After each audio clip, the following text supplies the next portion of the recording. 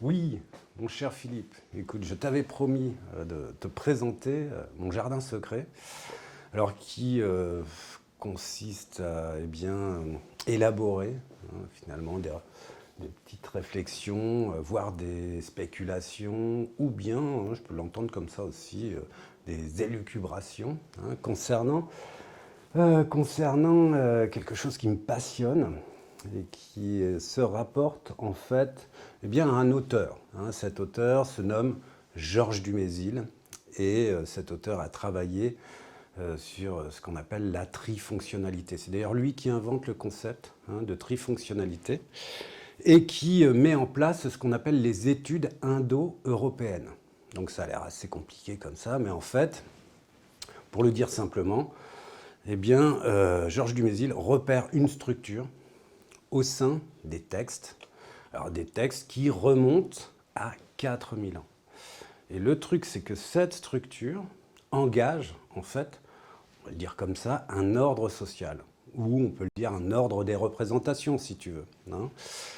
Et cette trifonctionnalité, à chaque fois, ça fonctionne non seulement en 3 temps, mais en plus, ça se diffuse durant 4000 ans. Ça se diffuse en Iran, ça se diffuse sous la Rome antique, sous la Grèce antique, durant l'époque médiévale et sur toute la Scandinavie. Donc c'est quelque chose d'assez fort en termes de structure et de ce qui pourrait apparaître au sein des mythes. Donc là, c'est au sein des mythes, on est d'accord. Mais cette structure, finalement, produit un ordre social qui se réfère finalement aux sociétés sédentaires. Donc, on peut distribuer, alors là, on va prendre mes petites étagères, on peut distribuer les choses en 3 temps. C'est-à-dire qu'il y a ici toujours la richesse. Alors, la richesse qu'il faut entendre comme production, reproduction. D'ailleurs, c'est aussi la zone du féminin ici. Alors, toujours, on est dans les mythes.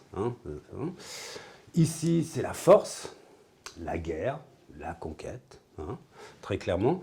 Et ici, ça serait la gouvernance et la croyance. Donc, ce qui est plutôt bien, ce qui va bien ensemble finalement. Donc, il y aurait les prêtres, si tu veux. Et donc ça, voilà, j'ai commencé. Alors, j'ai le livre à côté, finalement.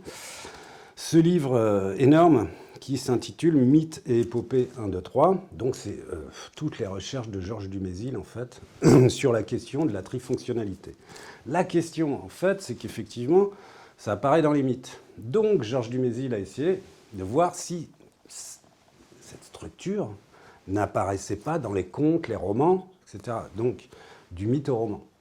Et ensuite, alors là, il n'a pas été convaincu du truc.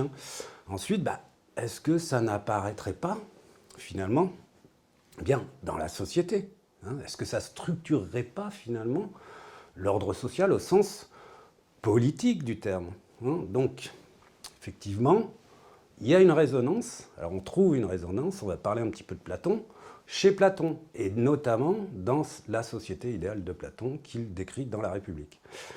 Là, on remonte chez les Grecs, et chez les Grecs, on a, avec Platon, effectivement, une distribution en 3 temps, avec, effectivement, toujours production, reproduction, richesse, agriculteur, marchand, élevage, ou éleveur, pardon. Ici, toujours les guerriers auxiliaires inférieurs qui protègent la cité. Les jeunes guerriers, d'ailleurs, pour Platon. Et ici, évidemment, la gouvernance alors là, c'est Platon, par les philosophes. Non pas par les prêtres, mais c'est les philosophes qui gouvernent. Non pas les guerriers qui gouvernent, c'est les philosophes. Alors ça, c'est Platon. C'est la société idéale de Platon. Donc, ce sont des projections, en fait, qui ont été faites. Et on retrouve ça au Moyen-Âge. Alors, je vais le dire très vite, en 3 temps, comme ça aussi. Le serf, le seigneur, le clerc, ou le chevalier pour la force, l'agriculteur encore pour la richesse, et puis ici le prêtre. Donc au Moyen-Âge, on a la même distribution symbolique, alors toujours idéale, toujours. Mais ça marche assez bien, en fait, en termes de structure. Moi, c'est la structure ternaire qui m'intéresse beaucoup, donc tout à coup, ça me fascine, enfin, c'est pas tout à coup d'ailleurs, parce qu'en fait, on découvre ça aussi, mais alors dans tous les textes philosophiques, finalement, et encore aujourd'hui, et encore au niveau politique, pour les arguments politiques, etc., on fonctionne en ternaire. hein, et après, bon, bah voilà, est-ce que ça correspond aux cases de l'ordre social? Pas sûr. En tout cas, en ternaire, en 3 temps, alors là, je vais toujours le faire en ternaire. En ternaire, il y a l'ordre social, là, que je viens d'indiquer, mais j'ai dégagé finalement aussi un ordre du discours, 3 temps, et aussi ce que j'appellerais un ordre des choses. Hein, l'ordre des choses qui se référait plus à la nature. Hein. Donc l'ordre social, je le situerai ici. Hein, alors ce qu'il faut comprendre, c'est que ça se redéploie à chaque fois en 3 temps. L'ordre social, richesse, force, croyance, gouvernance. Ordre du discours, hop, en 3 temps. Ordre des choses, hop, 3 temps. Bon, c'est une espèce de logique comme ça, hein, tu vois. Mais l'ordre des choses, on peut le placer du côté de la nature.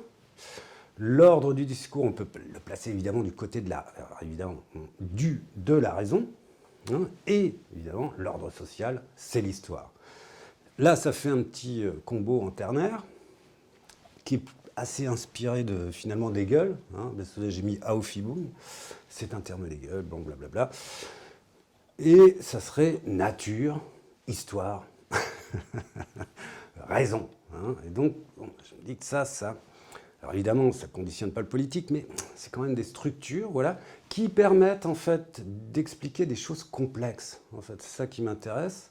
C'est-à-dire que le ternaire, ça permet effectivement d'exploiter des dimensions, des phénomènes, des phénomènes complexes de manière simple, mais pas trop simple non plus, donc pas de manière binaire. Tu vois, donc là, plutôt en ternaire, effectivement. Alors je vais fermer la fenêtre. Est-ce que la fenêtre est fermée? Non. Je vais la fermer parce que intervention. Hop. Pour avoir un petit peu plus de silence. Et oui, parce que dans ces nouveaux appartements, enfin pas nouveaux d'ailleurs, dans ces vieux appartements rénovés, on a eu droit à du double vitrage. Formidable. Et donc on était au ternaire en fait. Alors, transition formidable, puisque je vais passer à une autre étape. Merci les pompiers. En fait, je vais plutôt parler de l'ordre des choses, puisque l'idée là ici, c'est de vous faire une synthèse, hein, parce que là, j'en suis au 7e cours de 40 minutes. Tu vois, enfin bon, et là, c'est de vous faire une espèce de synthèse concernant bien plutôt l'ordre des choses, donc concernant plutôt la nature, hein, et concernant finalement peut-être ce qui se rapporterait à la nature humaine, en fait. Hein, c'est une chose assez passionnante. Alors évidemment, quand on dit nature, on dit culture, donc je vais dire aussi culture humaine, blablabla. Bon. Je vais passer par Spinoza, parce qu'on en a parlé hier, donc je me suis dit, tiens, je vais construire un truc avec Spinoza.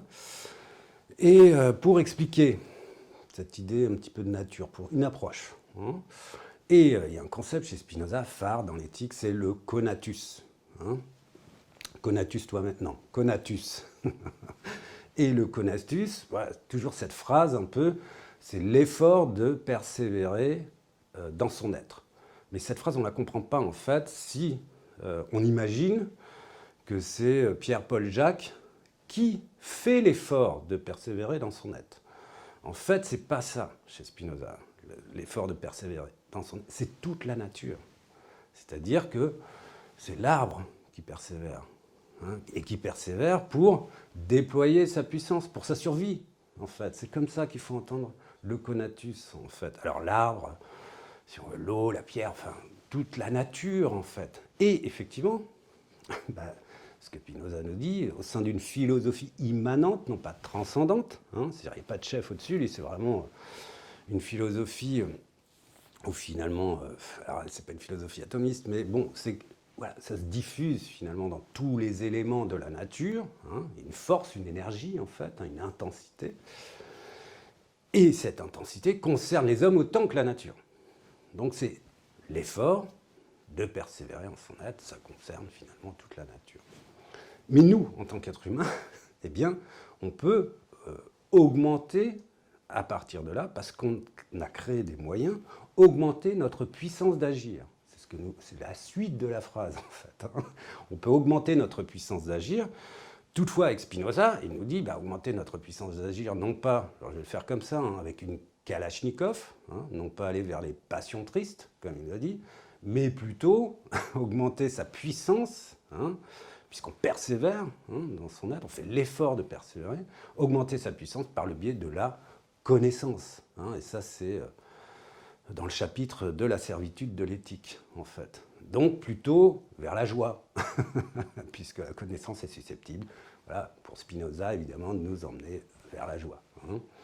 Donc ça, c'est voilà, l'idée de une approche un petit peu d'une puissance hein, qui serait liée à la nature, et d'une puissance quand même, enfin d'une puissance, oui c'est ça, c'est une puissance qui nous déborderait quand même un petit peu, hein, si tu veux, parce que le fait de persévérer dans son être, c'est pas nous qui nous levons le matin en se disant bah tiens, tous les 5 minutes je vais persévérer là. Tu vois, c'est pas possible.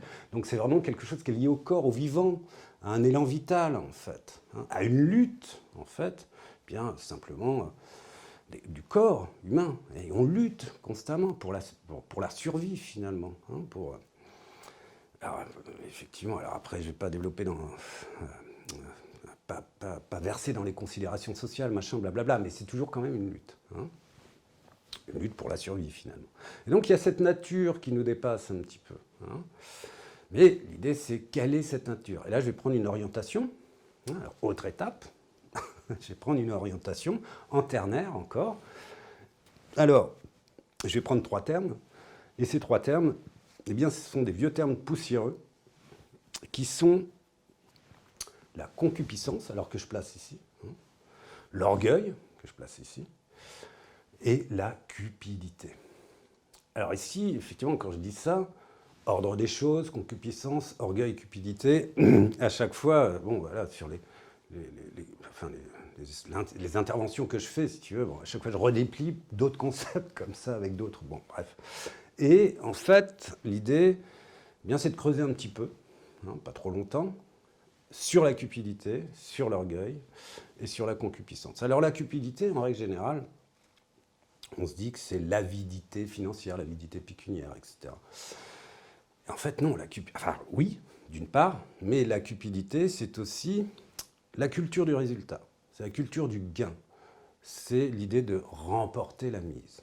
Alors ici, ça va nous donner l'occasion de parler de Platon, c'est-à-dire que remporter la mise, c'est remporter la mise au sein d'un débat, au sein d'un dialogue, d'une discussion. Et remporter la mise, effectivement, même si les informations sont fausses. Le but à atteindre, c'est de gagner. Hein, voilà.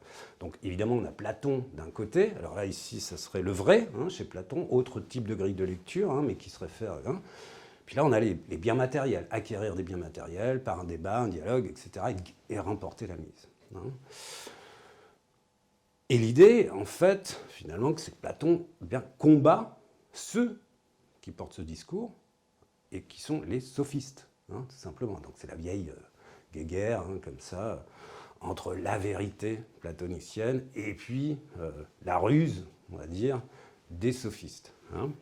Ok, donc ça c'est un peu la base, mais effectivement, le sophisme hein, que Platon combat, ça se rapporte aussi à une forme de cupidité, hein, puisque c'est la culture du gain, hein, et l'idée c'est de remporter la mise. Alors ici, effectivement, je vais aller plus loin, hein, et je vais prendre un exemple contemporain, enfin un exemple, je vais dire une phrase comme ça, et dire pour certains d'entre nous, en tant que, je dirais, post-sophiste, néo-sophiste, la vérité est une fake news. Alors pourquoi la vérité est une fake news? Eh bien, si on ment durant des débats, hein, etc., et durant notamment une élection, et qu'on remporte cette élection, eh bien, c'est qu'il y a une efficacité dans le mensonge. C'est-à-dire que la fake news, en fait, eh bien, elle a réussi à élire, finalement, le candidat hein, qui vient diffuser les mensonges. Et la vérité, c'est l'élection. C'est pas d'avoir dit les fake news, en fait. La vérité du sujet, du candidat. Hein, c'est le résultat. Donc, remporter la mise, en fait. Tu vois? Alors, on a des exemples. Hein. Il semblerait que Donald Trump, d'autres, bon, qu'on ne citera pas, hein, ont procédé de cette manière, en fait. Donc ça, c'est ça qui évidemment, est intéressant, puisqu'il y a une lutte comme ça entre la vérité, une vérité idéale, finalement, ou la vérité du sujet, et après, il y a les moyens d'y parvenir, hein, à cette vérité. Concrète, comme président des États-Unis, c'est assez concret quand même. Et les moyens, peu importe si les infos sont vraies ou fausses. Hein. Donc voilà, et là on est, je pense, dans une figure de la cupidité. Hein. Alors, pour citer notre héros national, Jérôme Cahuzac, eh bien, finalement, lui aussi, Jérôme Cahuzac s'est trouvé dans la même situation. Il a vraiment menti de manière absolument formidable devant toute l'Assemblée nationale. Alors là, pour le bien matériel, hein, pour protéger son petit magot. Et le truc, c'est qu'il y a 2 semaines, il a aussi dénoncé son petit camarade, François Hollande, et qui a dit mais François Hollande aussi ment. Il n'a pas cessé de vous mentir. Tu vois, alors donc ça participerait en fait finalement bien de la, alors pas de la politique, je dirais de la sophistique, hein, sophistique, et toujours bien de cette idée de comment on va remporter la mise. Hein, comment on va remporter une élection, garder son poste, rester élu, etc., etc. Ok, donc là encore, alors je pousse un peu le bouchon, hein, évidemment, hein, là encore, mettons dans la sophistique, mais qui est un outil pour la politique, en fait, en termes voilà, d'arguments, ça reprend la rhétorique d'Aristote, blablabla, hein, tu vois, voilà, bon, comment on procède. Et là c'est vraiment l'idée de cupidité, la cupidité au sens où, voilà, c'est vraiment ancré en nous.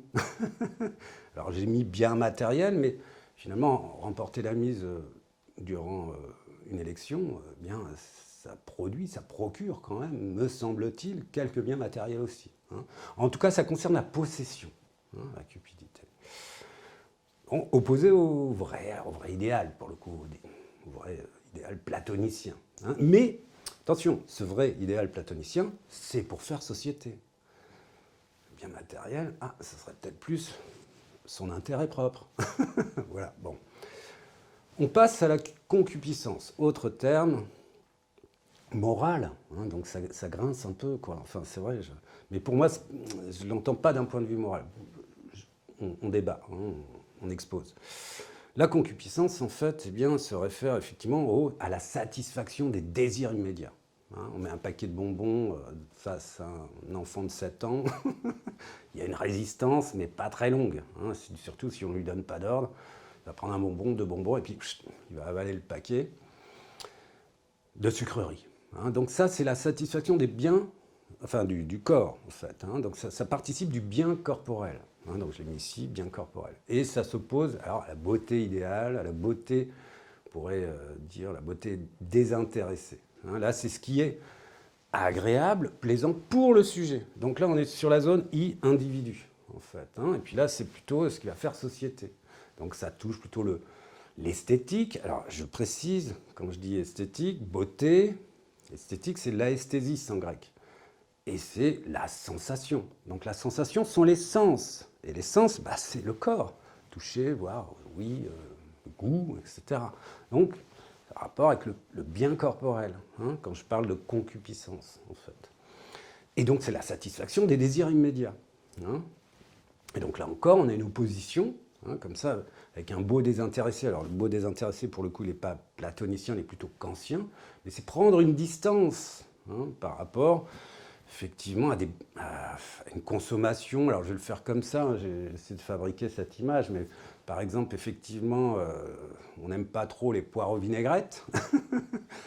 Hein, et puis voilà, en termes de goût, hein, ça ne va pas. Mais si on passe du côté du beau désintéressé, eh bien on peut se dire, ok, j'aime pas les poireaux vinaigrettes, mais il y a tout de même une harmonie entre l'amertume et l'acidité. Tu vois, enfin, il y a une espèce d'intellectualité de distance. Hein.